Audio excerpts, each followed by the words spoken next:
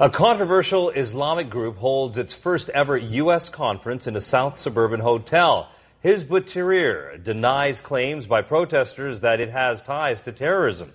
Good evening, everyone. Thanks for joining us. I'm Ravi Bajwal. And I'm Karen Jordan. The meeting is called The Fall of Capitalism and the Rise of Islam. ABC7's Sarah Schulte here now with the story. Sarah. Well, Karen and Ravi, that title alone is what enraged dozens of protesters today.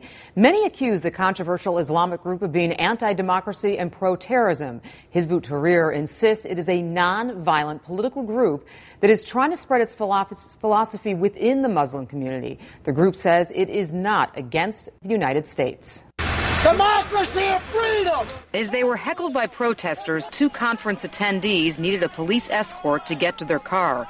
The Chicago chapter of the international group, Hizb Tahrir, held a day-long conference at this Oaklawn hotel. The topic, the fall of capitalism and the rise of Islam. They want to replace our way of life. They want to replace our Constitution. They want to take away our rights as Americans, and they want to replace it with a universal caliphate.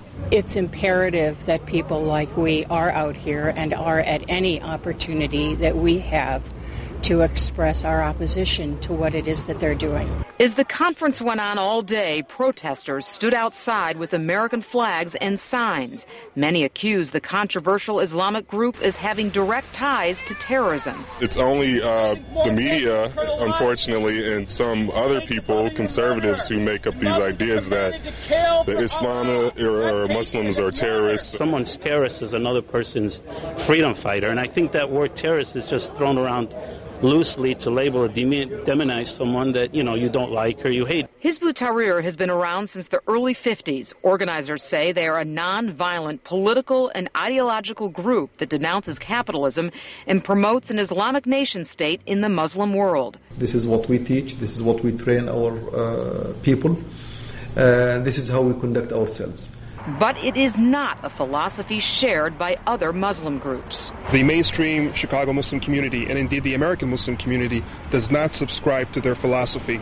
They have a very small and marginal following. Well, the Council on American Islamic Relations, known as CAIR, denounces Hizb Tahrir's message.